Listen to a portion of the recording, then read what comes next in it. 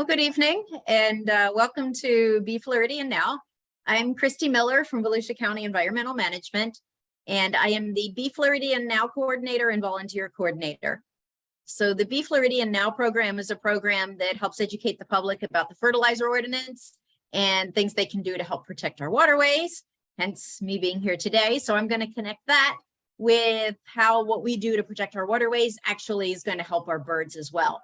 So that's kind of where we are going today. So let's jump into it and get started. So if we take a look at these two Florida landscapes, which one best describes you? And on the left with the fertilizer, the pesticide, and the watering, or the one on the right with the Florida-friendly landscape with native plants and lots of mulch? You don't have to answer, but think about which one describes you.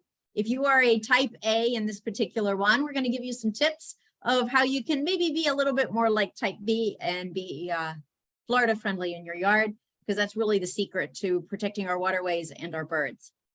So let's kind of get into it if we can. So we're going to talk about how excess watering, fertilizer, and pesticides affects water quality, and they also affect birds. So how does that happen? And let's take a look first to figure out where our water comes from. And this is a cross section of the Floridan aquifer. So if you take a look, you're going to see that, can you see the cursor when you're looking? Maybe, I don't know if you can see that moving. Anyway, so the limestone is here in this level, and that's where the water is. And you can see the springs come from that aquifer level. There are also wells that come from that aquifer level and different levels. So this water is coming out of the aquifer. And what we need to realize is that this is not an unlimited supply. It's actually limited. So we need to think about the amount of water that we're using, especially if we're using it to water our landscapes. So it's just helpful to know where the water comes from, and that'll help to kind of explain some of the other things. So if we take a look at this picture, right now what we have is the natural water cycle. And this is what we learned in school, where the condensation rains down and then it infiltrates and it comes down and it recharges the aquifer. And then that has our constantly flowing streams, which are spring fed. And this creates this lovely natural cycle here. But unfortunately, that's not what we have anymore, because now we have all this construction and we have all of these concrete surfaces, all these impervious surfaces. So now what we have is the urban water cycle. So it rains down. But now the concrete, whoops, my goodness, the concrete, I'm pointing and clicking, makes the water run off, and then it picks up everything from the street, everything from our yards. So it's going to pick up those fertilizers and those pesticides and everything else, and that's going to run off into the waterways. It's a two-part problem. One, it means we have less infiltration of the water recharging the aquifer. And two, we have more of the pollutants that are picked up in the runoff, especially fertilizer, pesticides, and other things. So it's a two-part issue. So when you understand where the water comes from and then what's happening with our urban water cycle, you kind of begin to see the importance of saving water and not using excess water in your landscape in order to not waste the water. And what also happens, we talked about all that extra runoff that we have, is we came up with a solution to deal with it to mitigate flooding. It's kind of ironic that we're talking about this the night before we're expecting a major rain. So we have urban drainage, and we have gutters to remove water from our rooftops and around our house. We have storm drains to take the water from our street. And the whole purpose of this urban drainage is to get water away from our structures. And it does a great job of doing that, and it does mitigate flooding.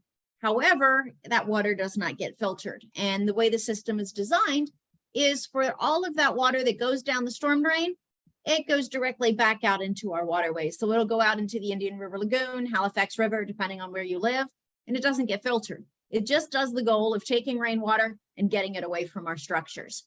So this is kind of what the other part of the problem is. So not only do we have increased runoff because of more impermeable surfaces, but now we've got that runoff being diverted to go into our waterways after it picks up all of the pollutants and the fertilizer and all of those other things. So we kind of have a compound problem. Increased pollutants going directly into the waterways, less water recharging the aquifer. So this is leading to a huge problem with water all the way around. So we just remember that whatever goes into the storm drain winds up in the waterways. And if we think about that, we want to make sure that we really are careful about what goes in the storm drain. And one thing that we do not want to go down that storm drain is fertilizer. And when fertilizer does get into the waterways, it creates all kinds of problems. So if you think about fertilizer, what it does is exactly what fertilizer does, and that's make green things grow. So if the fertilizer is running off your yard and going into the lagoon or some other water body, it's going to make things grow, and that's going to be algae because that's what's in the water. And it's going to create an algae bloom. And this becomes the beginning of a long series of other related problems. So when you have algae blooms in the water, then that can lead to fish kills because algae blooms do two things. The one is they deplete the oxygen. So when you have less oxygen in the water, of course, that's an issue for the fish because they need the dissolved oxygen to breathe with their gills. And there's also toxicity. So fertilizer from your yard winds up in the waterways, causes the algae to grow. The algae depletes the oxygen and leads to fish kills, but it doesn't stop there. So what can happen is you can wind up with a whole dead zone. So now you've got the algae on top, you've got the depleted oxygen, you probably have fewer fish, and we have one other problem that's related to that, and that is a loss of seagrass. Because when you have algae growing on top on the surface, it's blocking the light.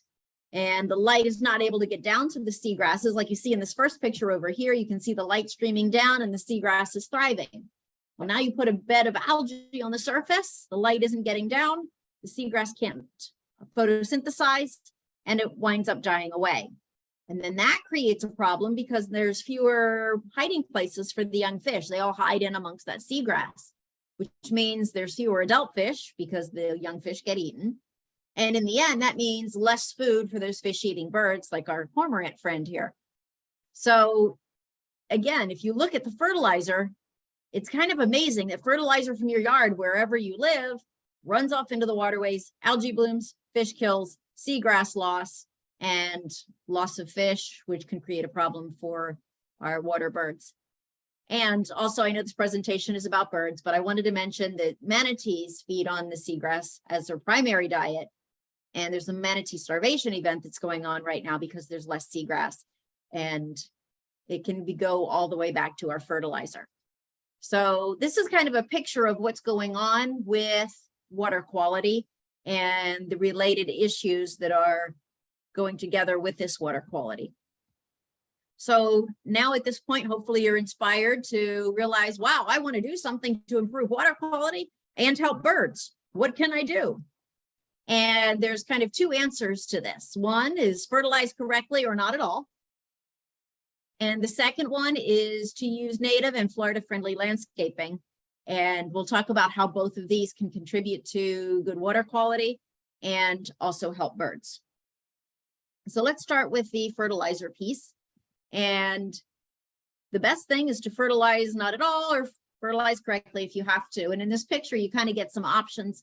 If you look at the hand here, that's holding compost.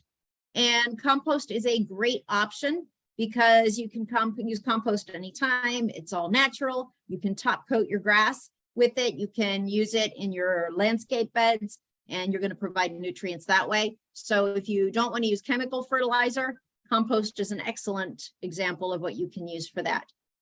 This is a fertilizer spreader, and there are ways that you can do it responsibly. So that's a good idea. Or you can just skip fertilizer altogether.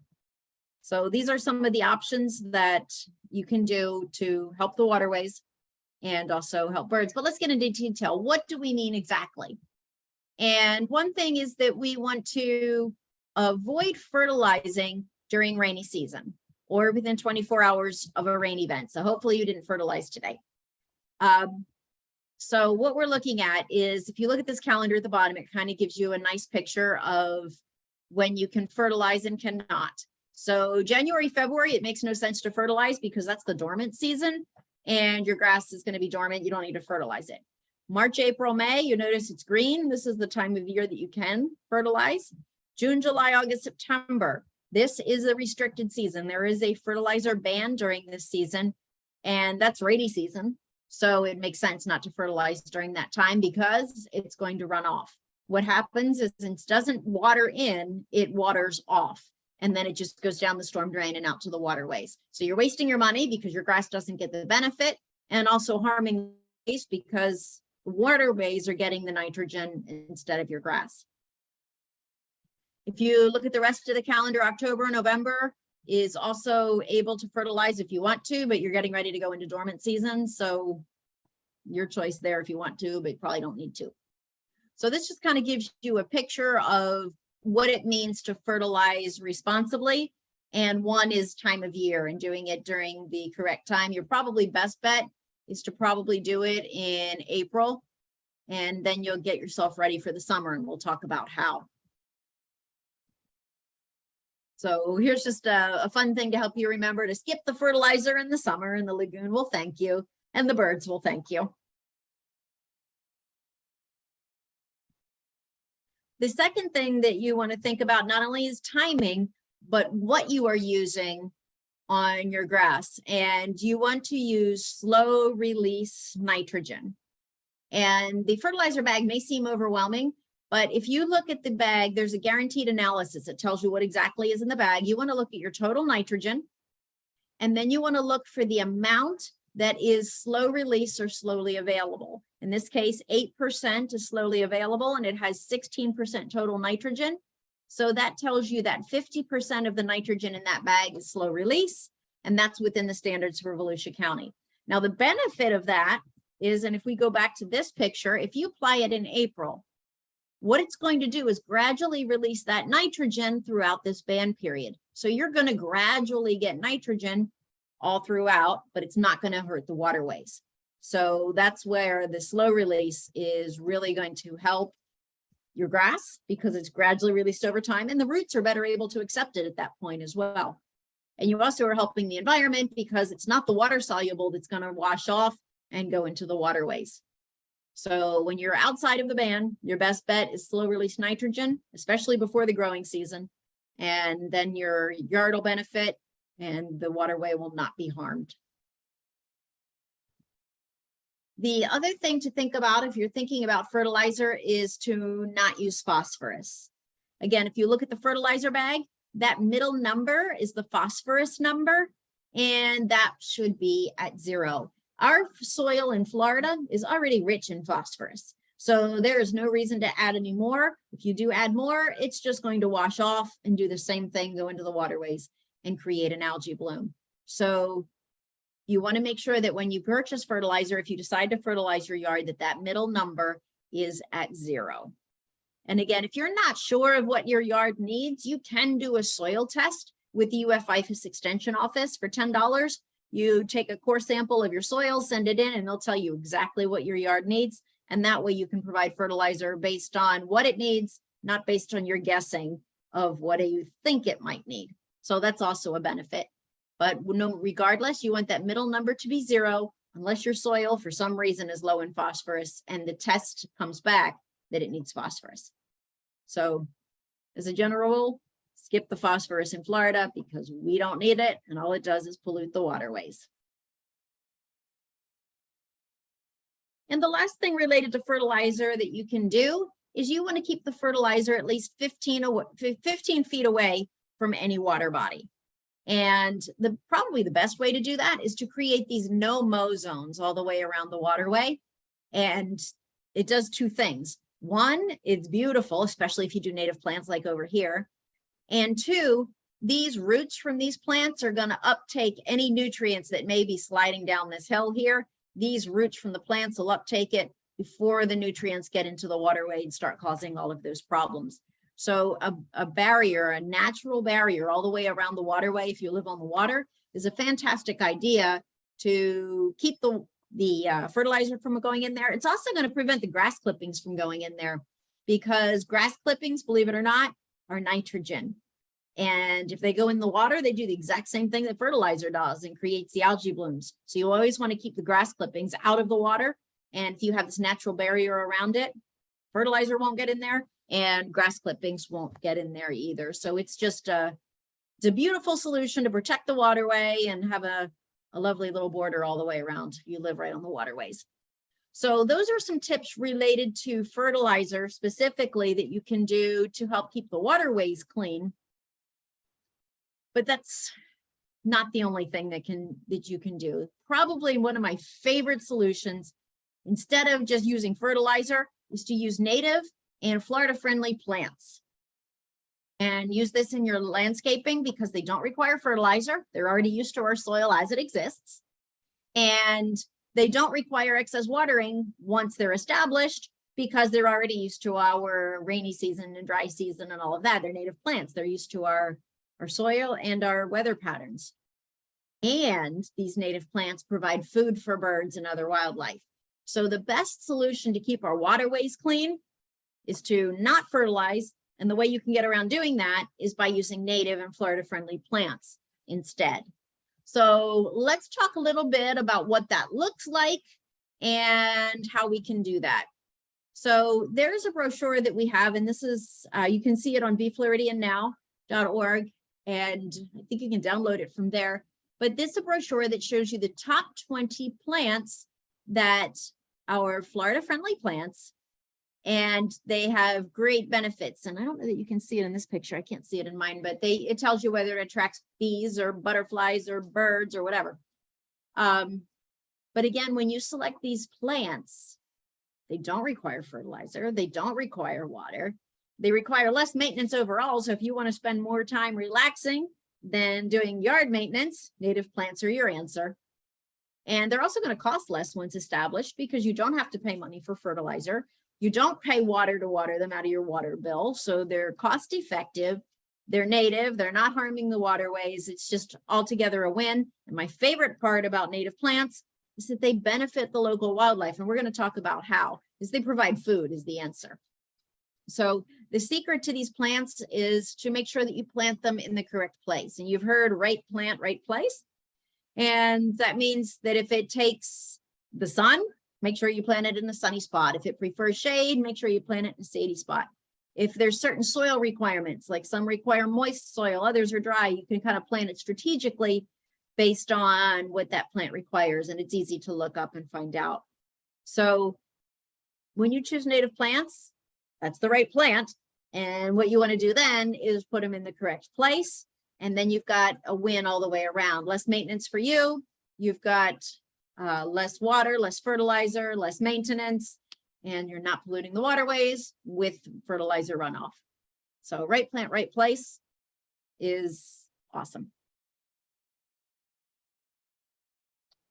So when you are planting your yard, you may want to landscape for birds using native plants, because now you know native plants are going to protect the water because the fertilizer is not going to run off. And so you want to think about, how am I going to do this in order to benefit birds? So let's take a look and see if we can get into that a little bit. And the answer to this is to know what the birds eat. And if you know what birds eat, then you'll be able to plant things in your yard, again, from that native plant selection, that are going to attract insects. Because if you have insects in your yard, then you're going to get the birds that eat the insects that come to your yard as well. So what you want to do is, if you have insectivores that you want to attract, let's say you want the goldfinches or the titmice or these birds to come, then you want to plant plants that are going to attract insects. So what might that look like? So these are just some examples, and these aren't limited to that, but these are pollinator plants. And pollinator plants can and will attract insects. So dotted horseman is an example of a native plant that is great for pollinators. Blazing star, the same thing. Stokes aster is another example. Black-eyed Susans, frostweed, goldenrod. These are all plants that will attract insects, and then you got the insects buzzing all around these plants. Well, that makes a great snack for those birds that love to eat insects. So again, by using native plants, you are going to attract that native wildlife, in this case, insects, but then the insects are going to attract the birds, and you'll be able to feed those birds that prefer to eat insects. So this is one solution, and these are just 6 examples. These are certainly not the only 6, but these are 6 examples of pollinators that will attract insects and therefore attract the birds that eat those insects. And then another option to consider when you're doing your landscaping is if you want to attract seed eaters. So maybe you want the grosbeak or the mourning dove or the indigo bunting. Everybody loves that one. The finches, the warblers, the nuthatches. So these are the birds that like to eat their seeds. So you want to plant plants that are going to have a seed head on them. And then you will have a natural food. You don't even need a bird feeder because you will have all these seed heads in your garden that are going to provide food for these birds. So then the next thing you want to consider is planting plants that have seed heads.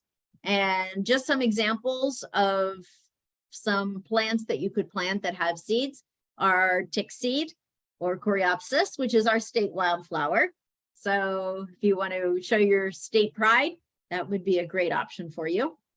Blanket flower also has seeds. Dune sunflower does, tropical sage, mist flower, and thistle. So all of these are going to create seeds, and especially with the thistle, you can see the seed there. So the idea is to leave the head there, and after the flower is bloomed, and then the birds can come and pick the seeds.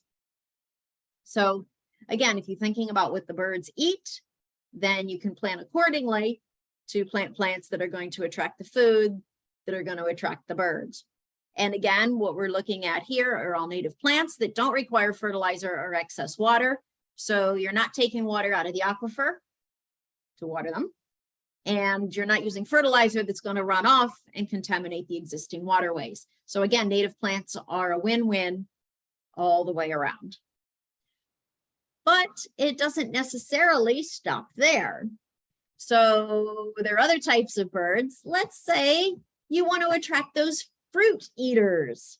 And there are lots of birds that like to eat fruits. Everybody loves the cedar waxwings when they come through and eat the holly.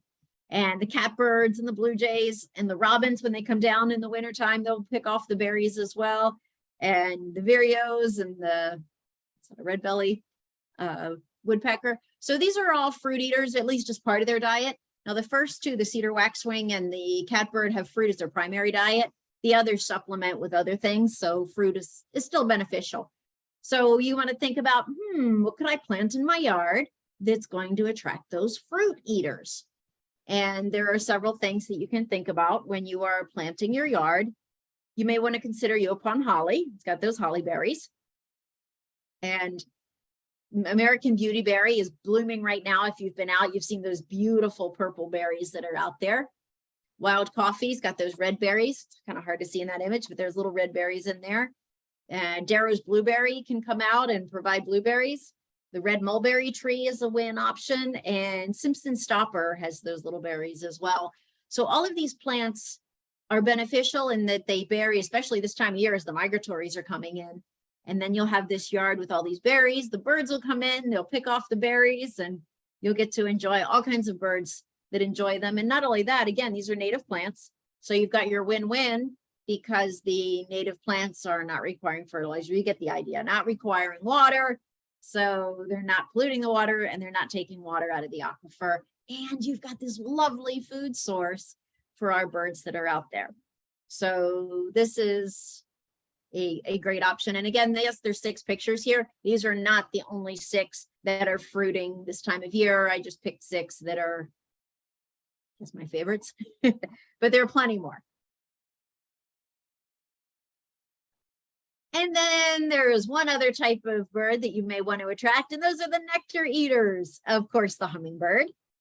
And if you want to attract hummingbirds, you can provide the native plants that are going to provide nectar for the hummingbirds. And we can go and take a look and see what some of those are that can help provide nectar as well. So one option is the coral honeysuckle, firebush. And if you look at these two, you can kind of see a lot of similarities in the reddish color and the tube shape, perfect for the hummingbird's beak. The wild columbine, it's got the same with the long tube, it's just downward. And the cardinal flower and the beard tongue and the trumpet creeper. So these are all native plants that you can select for your yard as you're choosing your landscape, and it'll attract hummingbirds. And I always have to mention the firebush is my personal favorite. I have 3 firebush right out that window right there. And I love to sit on my back porch. I'll just sit there, and next thing you know, there's a hummingbird at the fire bush. So it's a great way to watch birds. And the beauty of it, and it's true for all of these, not just the fire bush, but I don't have to water it. I don't have to fertilize it. I don't have to do anything but sit out there and enjoy the hummingbirds as they come by. So it's a win for me. I want to spend my entire day off landscaping, but I want to have native plants. I don't want to use chemicals. I don't want to have to water. These are all win-wins because I'm providing for the birds and not contaminating the waterways in the process. So these are just 6 choices. They are certainly not the only 6 choices, but these are 6 that will attract hummingbirds, and they'll come in and drink the nectar. So knowing what the birds eat is really important to know what to plant, and then you can plant strategically to attract certain types of birds. And the beauty again is that you're feeding the birds and other wildlife, because not only do the birds come, and maybe you'll get the squirrels that come in, and then if you got squirrels, then you'll attract hawks. It's just this whole wonderful, beautiful ecosystem that you can create by planting. Again, I mentioned you don't need to fertilize, and that means you're not contributing to runoff, and the overall water quality out there can be improved. That's one less yard that's got fertilizer in it. And we talked about not watering once established. I did make a mistake with a firebush one time, as I put it in the ground and thought it's native, I don't need to water it. It died because I didn't get established first. You do need to water it to get it established, then it's good to go. But the idea is you don't have to water all the time, so you're not wasting water on landscaping. You're not pulling water out of the aquifer just to water your plants. So it's a really super beneficial thing. Native plants are the answer. It's going to lead to clean water and beautiful wildlife right in your yard. So just a couple of tips to look at of what you can do. So if this is your yard and you have these stepping stones coming out of your front door, maybe all of this was turf at one time, right to the left of that pathway. What you can do is you can replace part of your yard with native plants. Now, in this particular picture, it's done along the walkway, but you can create an island in the middle of your yard and just put a border around it and create a whole area of native plants and a bird paradise. There's a lot of ways that you can do it. You can start small. You can even do it one plant at a time. Let's say you have a non-native plant out here that doesn't attract anything. Well, maybe you pull it out or wait till it dies and then replace it with one of these, and then just gradually go along and do that. Or if you want to go big time, you can pull out this whole area around your walkway or whole middle of your yard and create an island. And then you can plant those shrubs, whichever ones that you like, or the trees or the ground cover, or something that's going to attract the insects and the seeds and all the things that the birds need. So if you start small and gradually remove turf, so that way you don't need to fertilize and water, put in native plants and attract wildlife, and it's just the perfect way to go. So you can do it. I know you've got yards, I know you've got HOAs and all of that, but if you do it gradually and if you keep them maintained, it's just a perfect win. Another thing that you can do in your yard is to add a water feature. So here I picked bird baths, of course, because we're talking about birds today. And if you notice what they do here, they've got impervious surfaces. Here they've got it on stone in both the right and the left picture. You can see this water feature is set up with stone all around. So that's got all this pervious surface. So the rain is going to go right through and recharge the aquifer. You don't need to water this because it's the stone surface. You don't need to fertilize. And so again, you're reducing the amount of fertilizer used. And then you're surrounding the bath with native plants. As you can see in each of these pictures, you've got the native plants around it. And this is going to create an important feature for birds because they need clean water. And having a clean bird bath out there is going to attract birds just as much as the food. The water will attract them as well. So by adding a water feature like this, you've got less area that's turf, which is always a win if you have less turf. You've got more area for native plants, which is always a win. You've got a water feature for the birds, which is a win. So just by adding, and you can see it's not going to take a whole lot of time to do this. This person in the middle photo, they just took a little circle out of their yard, took that turf out of there, put in some black-eyed, maybe, and added a water feature. So this is a few more square feet require fertilize, native plants, natural root uptake, food for birds, water for birds. Again, it's a win. So these are just some things you can do to remove turf and add something that's going to be beneficial for birds. So that was kind of quick, but in a nutshell, that kind of gives you an overview of some really, really simple tips that you can do to improve your yard, not use fertilizer, not hurt the waterways, and have a beautiful paradise for the birds to come visit you. So what questions do you have?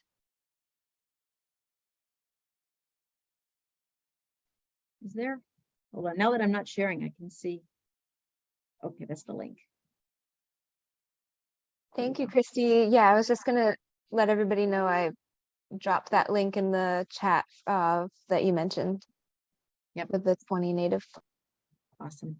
And just another feature that I've used, and Stephen, I know you mentioned this too, from the Florida Wildflower Federation. I don't know if you can see it, but this is a wonderful brochure about attracting birds.